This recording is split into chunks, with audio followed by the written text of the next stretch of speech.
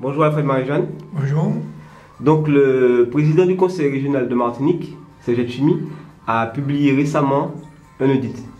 Votre réaction? C'est indigne.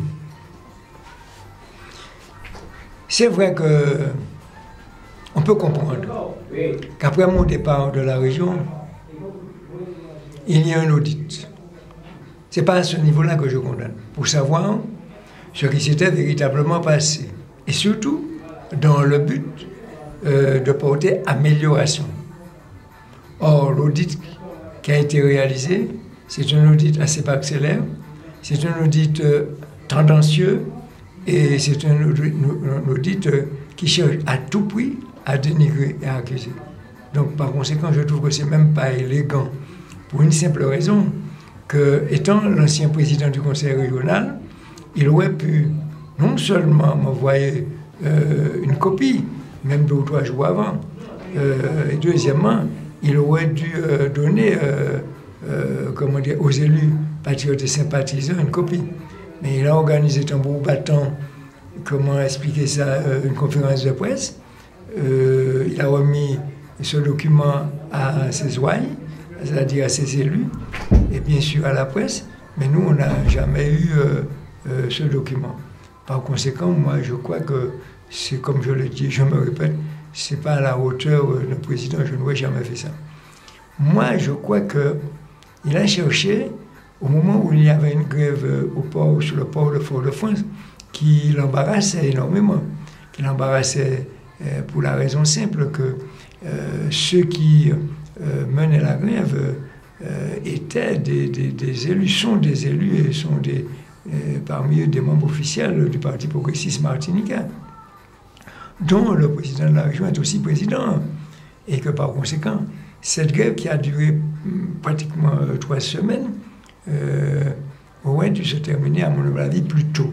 Donc je soupçonne qu'il y a là à prendre et à laisser, qu'il y a une manœuvre particulière. Tout le monde sait que en tant qu'ancien président, en tant qu'ancien président du conseil régional, j'avais participé énormément avec mes camarades d'ailleurs à la résolution de problèmes sur le port, et pas seulement sur le port, au niveau de la banane, pas seulement au niveau de la banane. Chaque fois qu'il y avait une grève d'importance qui se posait à la Martinique. Je vous dirai simplement ceci. Je me souviens, c'était en 2008, fin 2008, avant d'ailleurs le déclenchement de la grande grève de février-mars 2009.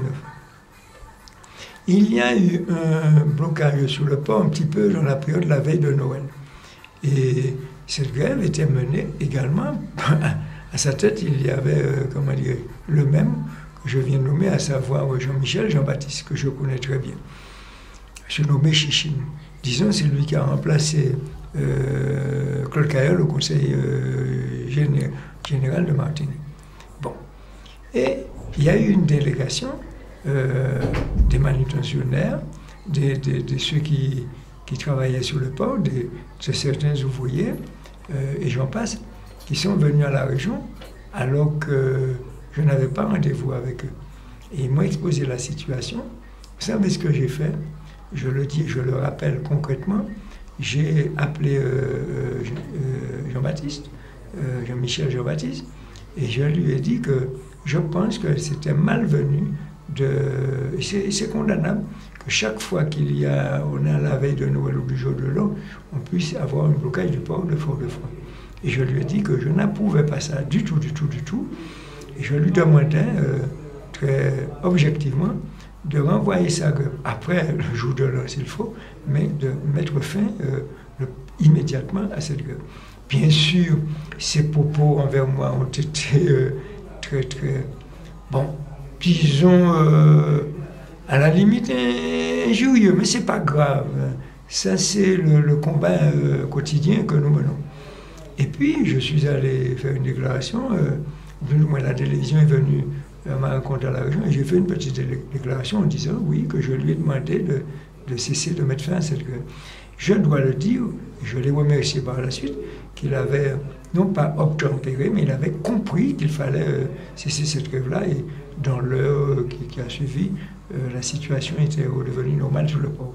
Donc c'est pour dire que lorsque l'on fait accroire que le nouveau président de la région, c'est lui qui règle tout d'un coup un problème et qu'il est là comme un sauveur suprême, c'est une couillonnade. C'est gros comme quoi, c'est pas tellement, c'est un leurre, c'est du délire, et à la limite c'est un délit. Qu'est-ce qui vous reproche dans l'audit? Du moins, qu'est-ce que l'audit fait remonter? En fait, c'est un audit parcellaire, où on ne parle pas de l'agriculture, on ne parle pas du tourisme, on ne parle pas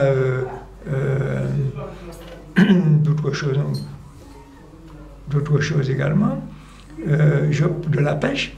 Donc je pense que, je l'ai toujours dit, il est en train de chercher une petite preuve pour essayer de me condamner, je ne sais pas quoi. En tout cas, je n'ai pas détourné les fonds publics et que par conséquent, s'il veut améliorer la situation, il n'a qu'à le faire objectivement, mais non pas chercher à salir les gens. En tout cas, il a particulièrement, je me base sur ses propos, il a particulièrement accusé l'ancienne région en disant qu'il n'y avait pas de directeur de cabinet, qu'il n'y avait pas de directeur financier, alors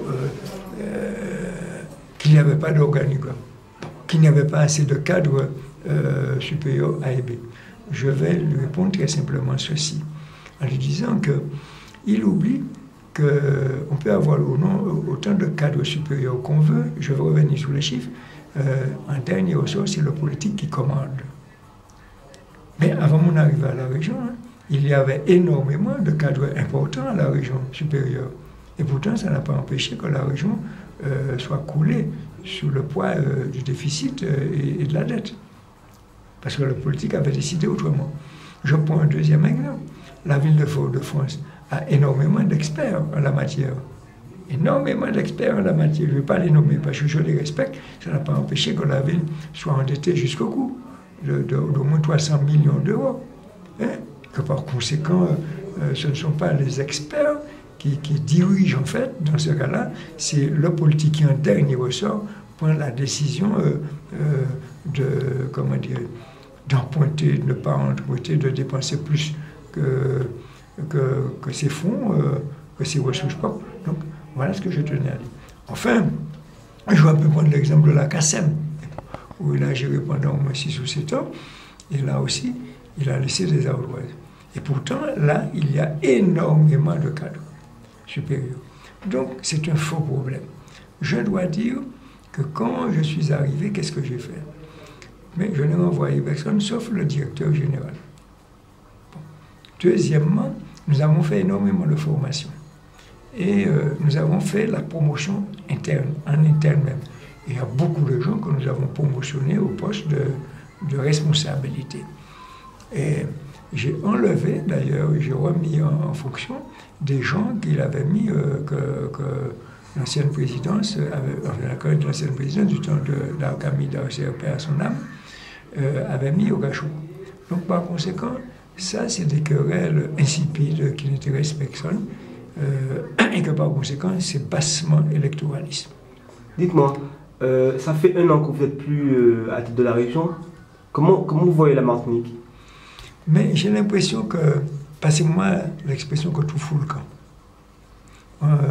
Ça se dégrade, la vitesse accélérée, que c'est le reniement qui sert de programme, on vient de le voir. Les promesses les plus fantaisistes qui sont annoncées, des conventions qui sont signées matin, midi et soir. Et puis, enfin, on dit qu'il n'y avait pas suffisamment de cadres à la région.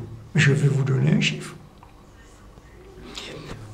Au moment où je vous parle, avant les recrutements nombreux du nouveau président, il y a 171, je dis aux gens d'écouter, 171 cadres A, B à la région. Et vous savez, pour combien de personnel cadre, c'est 668 à peu près. Cela veut dire que si on fait une vulgaire division, ça fait que chaque cadre supérieur n'aurait que sous ses ordres 3,9 cadres EC. c'est un super encadrement. Vous avez entendu ce que je vous ai dit? 171 cadres A et B. Et à ce moment, il essaie d'employer beaucoup de gens, cadre A, cadre C, simplement pour écraser ceux qui étaient déjà là. Mais deuxièmement, pour prétendre qu'il va créer des emplois. Mais ce que vous devez savoir, cela a un coût. Mais deuxièmement, ce n'est pas des emplois créés, parce que la plupart des gens, ce sont des gens qui étaient déjà au travail, dans des postes très bien rémunérés. Donc voilà la politique qui a été mise en place. Et enfin, je dirais que c'est catastrophique. Pourquoi c'est catastrophique? Parce qu'en réalité, tout le monde sait qu'on est en train de mettre en place, très bientôt d'ailleurs, dans quelques mois, l'Assemblée unique, la collectivité unique de Martinique. Lorsque vous faites ça, ça veut dire que vous bloquez la machine. En réalité, on pouvait laisser les choses en l'état, pas totalement quant au nombre, réorganiser, employer peut-être une ou deux personnes, pas ni problème, mais le fait de faire ça, on complique la situation. Lorsqu'il y aura l'Assemblée unique, je vous parie qu'il y aura pléthore d'employés. Et dans ce cas-là, qu'est-ce que vous ferez? Donc par conséquent, moi, c'est purement démagogique, c'est purement électoraliste. Et à ce niveau-là, ce n'est pas un bon gestionnaire qui se trouve à la région. Mais ces informations données, il appartient au peuple de réagir seulement à cette situation.